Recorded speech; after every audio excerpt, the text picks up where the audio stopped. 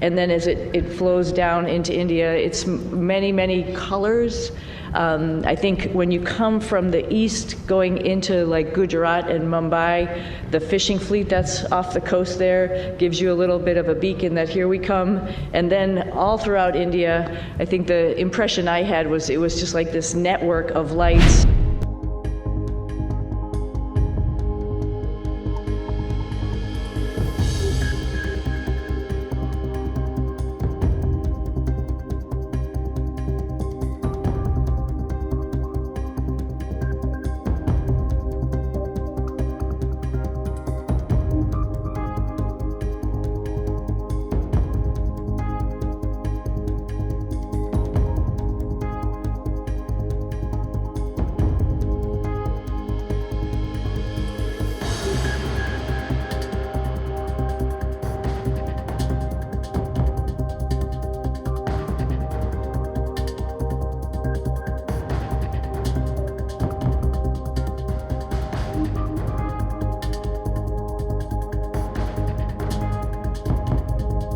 India is amazing. Every time we went over the Himalayas, and I'll tell you, Butch got some incredible pictures of the Himalayas. Just amazing. And you can see, like I've described it before, just like this ripple that happened, obviously when the plates collided, and then as it flows down into India, it's many colors. I think when you come from the east going into like Gujarat and Mumbai, the fishing fleet that's off the coast there gives you a little bit of a beacon that here we come. And then all throughout India, I think the impression I had was it was just like this network of lights from the bigger cities going down through the smaller cities. Just incredible to look at night as well as during the day, highlighted of course by the Himalayas, which was just incredible as a forefront going down into India.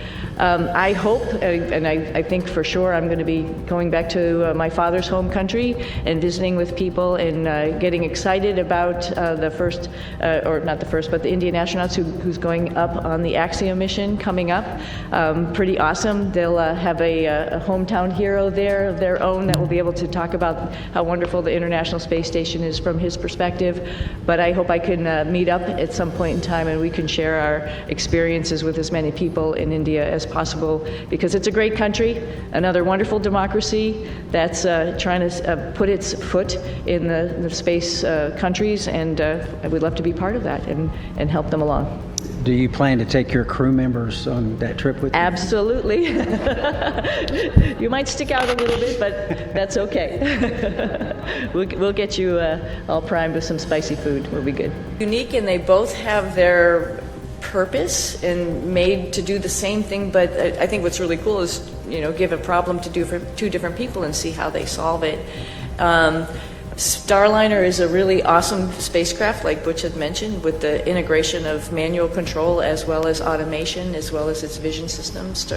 Dragon is a very comfortable spacecraft that tells you what it's doing, which is very nice versus having to interpret displays as we have done throughout the space programs with former programs including shuttle. So I don't know if I have a preference, honestly. They're both great for different reasons. Issues, of course, that happened with Starliner. There were some issues, of course, that happened that prevented us from returning on Starliner. And I'll start with me. There were questions that I, as the commander of the spacecraft, that I should have asked, and I did not. At the time, I didn't know I needed to. And maybe you could call that hindsight, but I'll start and point the finger and I'll blame me. I could have asked some questions, and the answers to those questions could have turned the tide. So blame, that's a term, I don't like that term, but certainly there's responsibility throughout all the programs, and certainly you can start with me. Responsibility with Boeing, yes. Responsibility with NASA, yes. All the way up and down the chain. We all are responsible. We all own this. And we are, in this business, trust. You cannot do this business without trust. You have to have ultimate trust. And for someone to step forward and these different organizations say, hey, I'm culpable for part of that issue, that goes a long way to maintaining trust. So we're not going to look back and say this happened or that happened and that person or that issue or that entity's to blame. We're going to look forward and say, what are we going to use our lessons learned from this whole process and make sure that we are successful in the future. This is a tough business. The analogy about it is it's always a curvy road. It's never straight in this business. And minimizing those curves and being systems and processes in effect to prevent some of these curves is what we have to do as we leave low Earth orbit and go beyond to the moon and beyond that. So we're going to look forward, and that's the focus.